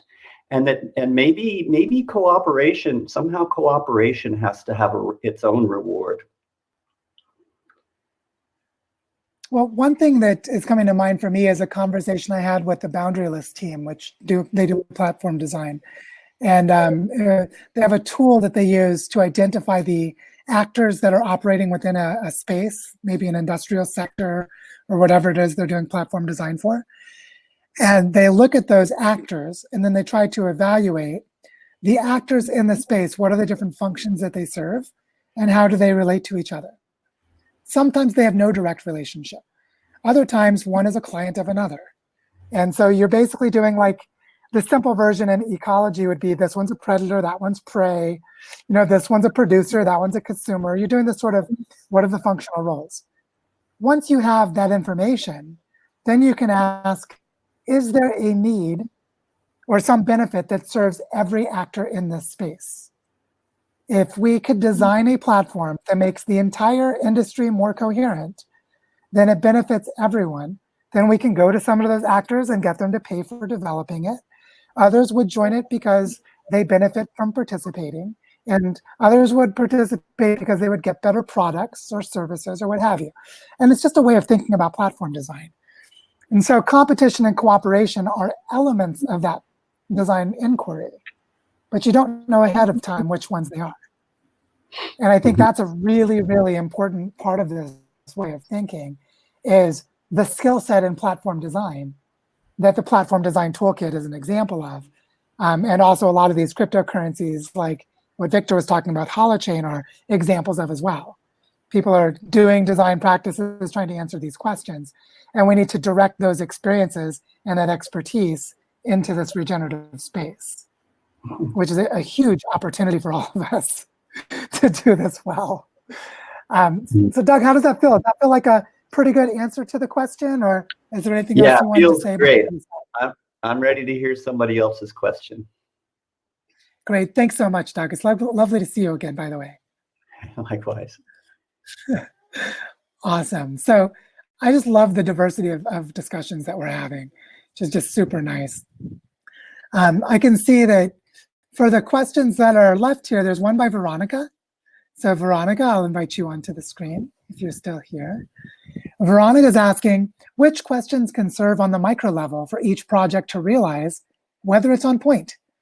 Answers may fluctuate, yet organizing around questions liquidizes theory into something practical. I love this question. So Veronica, I hope you're able to join me so we can discuss it. How can we create good questions that generate coherence for the projects to self-organize themselves? What a great question. So I hope you're able to join me, Veronica. Are you coming in? Oh yeah, here you come. Hello, how are you? I'm good. Can you hear me okay? Yes, yes, lovely to see you. Let's talk about this. Did you have specific things in mind, or where did this question come from for you? But right now it's a very practical thing, because on the micro level we are trying to support kids in the Corona situation here in Salzburg. And it's basically always the same questions that come up on the micro level. And you were asking also, we already spent some time talking about the leveling up kind of thing, you know, how to be coherent and how to really make sure that things bond with each other while they dance around each other and not losing track or getting into rabbit holes here and there or finding roadblocks that can't be useful. So I noticed that on the micro level, it seems kids' questions are very helpful. So I was wondering if we could just create a very, very simple set of questions that a child can understand or would ask by themselves, that we run through before we start any new action that we decide to feel we need to focus on, in order not to get lost. And one other thing that we are trying to do is to get our kids into board meetings, because we believe that no board meeting should lack a child's laughter, you know, kind of. So these kinds of questions that kids would ask on the micro level, how can we level them up? Because at the end of the day, it seems to be always the same questions, but the answers are so fluid and so different and seemingly also contradictory. But how to flow with this together? Yeah, this is a great question. One thing I want to suggest is that in the Earth Regenerator study group, we have the Earth Regeneration Fund subgroup, and then within it is a topic called social learning processes, which would really be a good place for us to co-create that list of questions. Like we could actually draw on the wisdom of the community to do that and create tools together. So I would like for us to do that. That would be really nice. But just kind of on the fly to start thinking about how do we figure out these questions? You know, the permaculture approach is you enter into a new space and you don't do anything. You just listen and observe, see what the natural patterns are, and then start to work with them. So in a sense, you don't know what the questions are beforehand, which I think is really important. But there's this other side of it, which is a lot of us have been in these situations, listening and observing. So I think a lot of us already know what questions need to be asked from that experience. So we don't actually need to do it from now. It's already been done, is my suspicion. Like one thing I think about is so many people are dealing with the problem of resilience in very concrete ways. Like, I need to do this work to make money to be able to pay for my mortgage, or else I get kicked out of my house. And I feel this need to do something I don't want to do. And their moment-to-moment decisions are based on the lack of resilience. And there's so many ways that people experience that in their lives. So to find a way to create coherence around children, like when Jill had asked the question, how do we bring the education of children into this? One way to try to create coherence is to build these regenerative practices with parents and children together. And just practice doing it and then see what happens.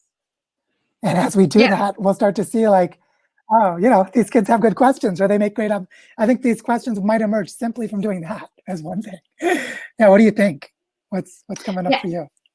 I think questions emerging is very important, but I also feel there needs some kind of structure. Needs to be some kind of structure or agreement behind that, because we tend to just focus get attached to a project or something that we wanna reach, and then we forget reaching out. Like that should always, in my opinion, for me, there's always the question: has somebody else already done this? Because I don't need to reinvent the wheel.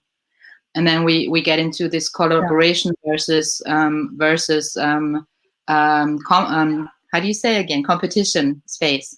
Like right now on land, right here, the thing is that there are several institutions trying to support children, and they don't want to collaborate with us now because they are responsible for their specific set of children, and they cannot reach out because they, of course, need funding. And in order to pitch for funding, they need to show up as one unit and cannot like collaborate with a competitor and things like that. And if we get lost in this, then we might just get into a halt again. We have this saying in the U.S. The saying in the U.S. is "Don't throw the baby out with the bathwater," which is a nice way of remembering what's actually important. Yeah, there are two ways I'm thinking of this right now. One is if there is a funder that creates the conditions of scarcity and competition, like maybe you have a national funding agency or a municipal government or whatever, the foundation, whoever the funder is, that they might actually be able to convene this systems learning. Maybe they've already been doing it. Another is people step outside of their institutional roles. Like you might be a mother, and so you just go talk to your friends as a mother, regardless of your professional role, and then operate in a kind of cooperative way outside of the system to see what you can create. I think both of those are really useful strategies for prototyping that could be really helpful here. Another thing is, you know, you've probably seen that I write and talk about collapse a lot, and people have sometimes thought of that means that I'm somehow negative or depressed, when actually collapse is a really useful way of thinking about ecology, because it's an opening up of space and a freeing up of nutrients and resources, even though it may have catastrophic effects for whatever's collapsing. But sometimes we can't move because we're too entrenched. We actually have to wait until systems become broken enough that we can work, which is paradoxical, except it's so obvious. The thing we do know many parts or aspects of the system are broken. I work a lot in the education space here, also with formal education, and everyone knows that the system is broken. The question is not, is the system broken, but it needs to be asked in any step. And I feel that one way of approaching a reality in that in every specific case would be how useful is the rule that I need to abide by that this system has created for my problem. Like how useful, because rules tend to serve people, are meant to serve people, but in the space I'm living in Austria, people are used to subduing to rules and, you know, becoming very, we say brav. It sounds like brave, but it's not brave at all, because they are just trying to obey and follow, instead of asking, is this rule good for us in this context? And how could we go about, you know, adapting it or changing it? Because for a while I felt the education system in Austria needs to be unplugged, reprogrammed, and set up again, which is not possible with human beings. So we need to find a way of renegotiating all the rules. So for me, that would be one question. Yeah, I know one thing of I was sort of holding as an awareness as you were saying that was the idea of sovereignty, of individual sovereignty. I'm a person who's able to assess my environment, take in the information, analyze it and assess it, emotionally feel into it, all the things I need to do to make an effective decision. And right now we have a lack of sovereignty for individuals, lack of sovereignty for families, lack of sovereignty for nation states. You know, you kind of go up and down the scales and see it. And what you're talking about with following the rules is an example of this. And I think it's so important for us to redevelop this, you know, the German philosophy of Bildung, of character development, of developing the whole person, so that people become sovereign, and are able to participate and make effective decisions. It's like if all of the educators say our education system's broken, they should have the sovereignty to change the education system. They should know what they're talking about. So it's evident that they don't have sovereignty if everyone says that and nothing changes. So it's a really interesting challenge there. We need to figure out how to work. Really important. Let's keep discussing this in the study group, and let's work on creating that list of questions together. I love the eco-village great design idea for this. I love, just to close this, I love the eco-village design cards for this inquiry, because they help to structure. Thanks, Joe. Thanks for having me. Thanks for lovely to talk with you. And for anyone who doesn't know, Gaia Education offers an online course for eco-village design, as well as an in-person one. So there are ways to learn about that Veronica was just mentioning. I'm just noticing the time that we're at, that it's actually getting time for us to wrap up. And so what I'd love to say right now is thank you all for participating, for the great questions and discussion. I feel like every time we give a webinar, or I give one of these webinars, that we get better at having the discussion portion.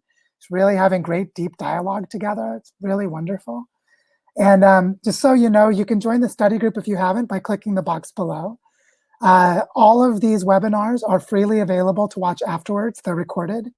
So just come back to the same link and you can watch the replay, or share it with other friends if you think they should see it.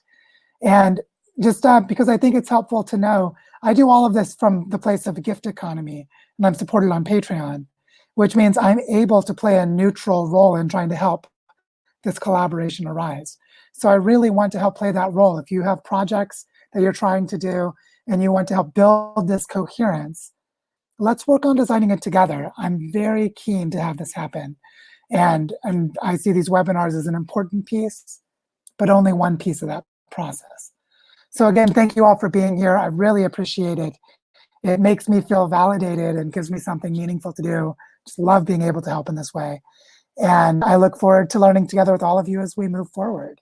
So take care, everyone, and be well, and we will talk soon.